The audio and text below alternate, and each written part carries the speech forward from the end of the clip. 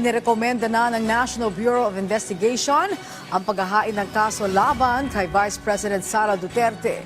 Ito'y kaugnay sa umano'y naging banta ng Vice Presidente kay Pangulong Ferdinand R. Marcos Jr., First Lady Lisa Marcos at kay House Speaker Martin Romualdez. Si Rod Lagusad sa sentro ng balita. Yes, Rod.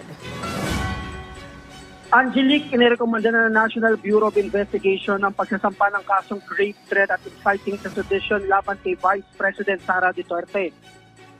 Ito ay kasunod pa ng umano'y pagbabanta ng ikalawang Pangulo sa buhay ni na Pangulong Ferdinand R. Marcos Jr., First Lady Liza Araneta Marcos at House Speaker Martin Romualdez. Nagugat ito sa naging payag ni VP Sara sa isinagawang online press con nitong nakaraang taon.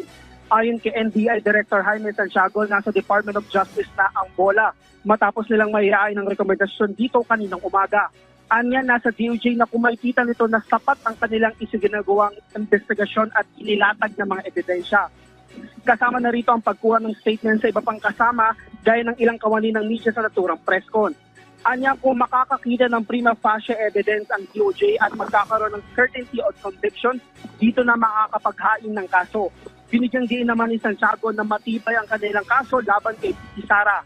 Ayon sa NBI, nasa 12 taon ang maaaring abutin ng pagkakakulong sa parusang grave threat at nasa DOJ kung ito ba ay isang count lang o hindi at kung anong kaso ang posibleng maihain. Matatandaan na inimbitahan ng NBI si Vice President Sara Duterte kaugnay na naging pahayag nito sa Pangulo pero hindi ito dumalo. Angelique. Okay, maraming salamat sa iyo, Rod Lagusad.